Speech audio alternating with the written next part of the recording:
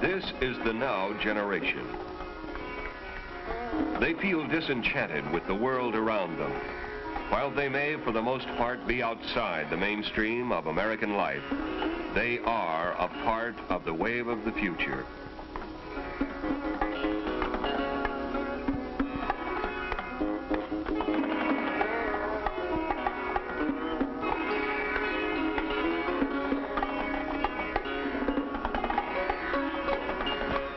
Webster defines the word now as meaning at the moment or at once. Seldom has a nation been able to witness such an explosion, a new mass mind, a nowness as it takes place. Today, we are seeing it.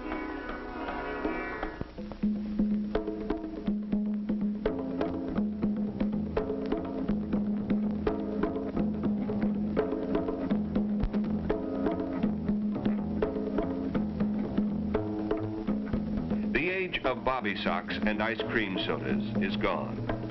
These people no longer feel constrained by the social rules of the past. They are better read and more concerned about all people and all cultures. An older generation could learn about fresh thinking from them. Their energy is boundless. They play hard, but they are also involved. They are free thinking for the most part, and not afraid to voice their criticisms. But many more of them have simply dropped out. They have made what they consider their own peace with America, and are now involved in finding out who they are. Discovering the inner man cannot be minimized, but a nation in turmoil needs the vigor, the newness of its young. This exploration, this search for new values, has led into a new and dangerous area, the use of narcotics and hallucinogens.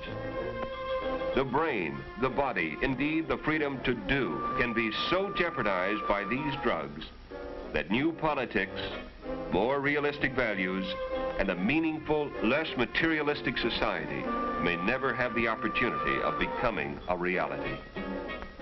The turned-on people, who seem to set many of today's lifestyles, are not the only ones smoking grass, popping bennies, shooting speed, or dropping acid. If they were, the problem would be somewhat less tragic. These practices have spread to colleges, high schools, and even elementary schools.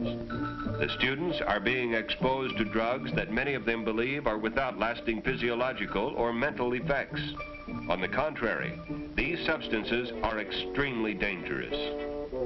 This trend toward drugs has alarmed every responsible segment of the community, for they know that there are inherent risks in the drug experience. Aside from its illegality, there's a medical risk to the brain and body. Perhaps the biggest risk is the placing of the psyche in peril. At the moment, these students are striving for something. In time, they may become total dropouts from a world that needs desperately what they can offer. To try and cut through the undue propaganda on both sides of the drug problem, Dr. John T. Burroughs, Medical Director of Narcotics Education for the Los Angeles District Attorney's Youth Advisory Council, clarifies the extent of the drug problem and the term addiction. Well, I think the use of the word addiction is definitely obsolete, and it's been a very unfortunate thing that it has been used to try to define whether a drug is harmful or not. This use of the word addiction was started with the World Health Organization in 1950, and they have realized their great mistake in this and have recently, in 1965, completely redefined drug problems in other terms. We know that the drugs have two effects that cause dependency or the desire for the use of the drug. And the most important one, and the one that was not emphasized in the previous definition, is the psychic dependence, the dependence of the person from a mental point of view upon needing or desiring the drug. Now, there is also, with some drugs, physical dependence. One important part of the drug problem is that so many substances are available or are being made available for use. Dr. Burroughs describes some of the major ones and their effects. From the complete anesthetics, or the ones that will put you entirely to sleep, we can go into the depressants, or the downers, as they're known. And these are, of course, primarily the barbiturates. These are known as the red devils, the secanols, the nembutols, or yellow jackets, the tuanols, or rainbows, and so forth. These are all, of course, the barbiturate drugs. They can be taken by mouth, or some people prefer to take them out of the capsule and give themselves the drug intravenously. Now, the barbiturates have some very severe problems with them. For one thing, they do produce tolerance to a certain degree, and it is necessary to take more and more of the drug to produce the same effect. However, this tolerance is limited. Now, under the effects of the drug, there tends to be a distortion of time, and of course the person is confused, and the person may accidentally take more drug than he had anticipated, forgetting that he had just taken a dose a few minutes before. In addition to this, the barbiturates, when withdrawn, do produce a physical dependence or withdrawal type reaction, and with the barbiturates is a marked tendency for the person to develop convulsions. Grand mal convulsions or seizures, and unless these are controlled, they can lead to the death of the individual. After the depressants, we come to the next major group of drugs, which is the stimulants. The first ones to be used were the more mild forms, the dexedrine, hearts as they were called, peaches, and so on. And dexedrine is a mild form of a stimulant drug used in medicine for appetite control and in certain diseases. In medicine, we might give 5 to 10 milligrams of dexedrine or benzedrine, or the new drug methamphetamine, methadrine, which is known among drug users as speed. As incredible as it may sound, the person who's using this drug as a drug user will smack or mainline, that is, take intravenously 1,000 milligrams. 100 times the dose that any person would give in the medical use of this kind of drug. And the effect is overwhelming. In this kind of dosage, it causes a fantastic speeding up of the mind function, so that the person suddenly feels a rush of tremendous numbers of ideas flashing through his mind, and as a matter of fact, with hallucinogenic type overtones. His blood pressure may exceed 300 millimeters of mercury. And as you know, normal blood pressure is perhaps 110 or 120 millimeters. At the same time, his heart is beating at a fantastic rate, maybe in excess of 150 beats a minute, normal being 72 or so. And he may develop arrhythmias of the heart. That is, the beat, instead of being regular, becomes highly irregular. And there have been rare deaths reported from this. As this drug begins to wear off, there's a tremendous psychic reaction and an overreaction, so the person becomes markedly depressed, severely depressed, which in itself is enough reason for him to want to take more drug, or perhaps to take barbiturates to ease this feeling of anxiety and depression, or other drugs, or back to meth or speed again. This depression is so marked that the person may wish to, and does sometimes, commit suicide.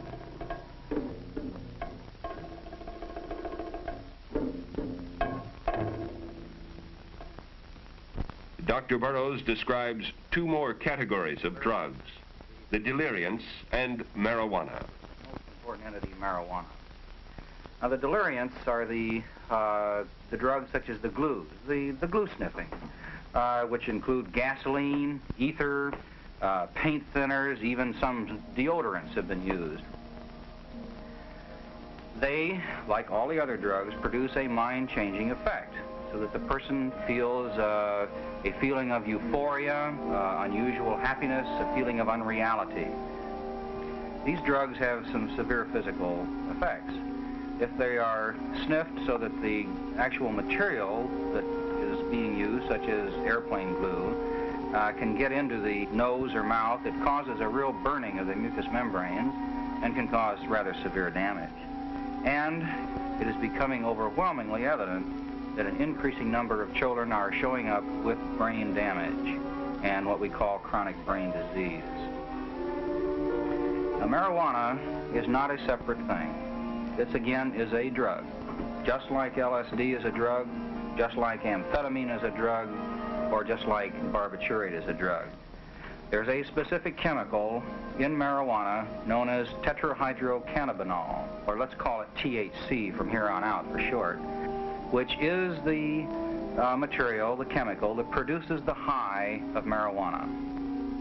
Dr. Burroughs pointed out that a good deal of the confusion concerning the effects of this drug is due to its very low concentration in American marijuana, or grass. Smoking typical pot usually produces mind-altering or hallucinogenic experiences, though sometimes it has little or no effect on some people. But as the drug becomes more concentrated, it has all of the effects of any of the hallucinogens. In high dosage, it parallels LSD. And already, more purified marijuana, hashish, and the synthesized THC itself are readily available. I think it becomes obvious after having categorized all these drugs, we've now talked about all these different categories, one thing keeps coming up all the time, and that is the drug-dependent, mind-changing or mind-altering effect of all of these drugs. The unfortunate person who gets started in this finds himself getting into an ever-increasing abyss, where he starts out with the idea, I'll have a kick or a high, and that'll do something for me. Well, it's true. These things do have a kick, or obviously people wouldn't try them. But the trouble is the person then gets involved in this vicious cycle. The kick becomes something that is not as good as he thought it was. He finds by using his drug that he has lost his capability to be responsible. He's lost his ability to be a worthwhile, successful student or successful individual. So he starts to seek ways to help him, and the only way he can seek, since he's using the drug now to avoid the reality of his failures, is to take more drugs. And down he spins. And he spins into a situation where he is virtually buried alive in a chemical tomb. This is the problem of drug dependency.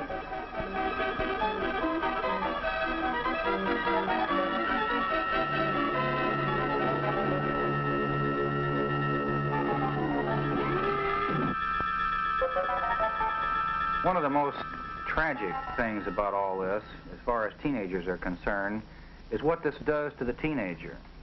A teenager is a person who is finally grown up to the point that he can begin to struggle with making his own personal decisions. And he makes these decisions and finally learns how to do them, and when he has gone through this decision-making process, he suddenly turns from a teenager to a mature adult. One of the things that will stop it cold sooner than anything else is the taking of drugs. Because in taking the drugs, the person is doing exactly the opposite of what he's trying to do as a teenager. He is putting himself into a position where he cannot make decisions, where he is only irresponsible and incapable of doing this, and he is cutting his life off. But there are other reasons not to smoke marijuana or to take dangerous drugs. Possession of them is illegal. It is not, as many seem to believe today, an unenlightened law. Nearly every country in the world, including the United States, is a signatory to an international law banning the use, sale, cultivation, and possession of dangerous drugs that have no useful place in medicine, such as heroin and marijuana. Is the gamble of drug exploration worth this? Is it worth the physical and mental risk as well?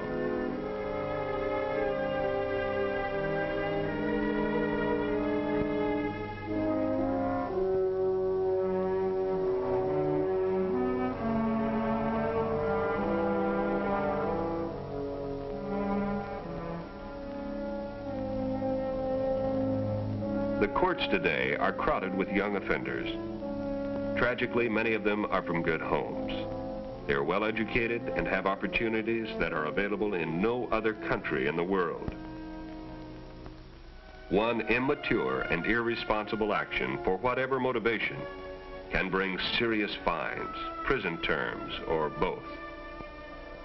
A criminal record is never an asset. It can mean the end of a fine future. The drug question is a subtle one. This is an age of change, an age when society and authority are constantly being challenged. All too often, drugs have played a part in or have been used as a principal means of rebellion against authority. But drugs are not the proper tools with which to confront, to change a society that somehow hasn't fulfilled all its promise. Quite the contrary. Drugs rob one of the energy, the attention, the very ability to see what is. And the ability to work for effective changes of any kind depends on clear and disciplined minds. Those who take drugs to produce new insights, or for self-discovery, or for a host of other romantic reasons, find themselves snared and deluded. Illicit drugs are sold for a price, the price of helplessness and suffering for the buyer, for the greed and gain of the seller. Many of today's young people are meeting the challenges before them. They are turning on to a world that needs more involvement, more selflessness. The extreme danger today is that which is created by the closed mind. We must not accept some facts about drugs and ignore others. The drug issue is wide and complicated and cannot be faced only by the police. They need the active cooperation and the involvement of enlightened parents, school, church, and community leaders. But above all, the need is for clear-thinking young people who are the most involved and who have the most to lose. If communication has broken down between the younger and older generations, it must somehow be re-established. At the same time, it will be necessary for the young to communicate common sense, one to the other.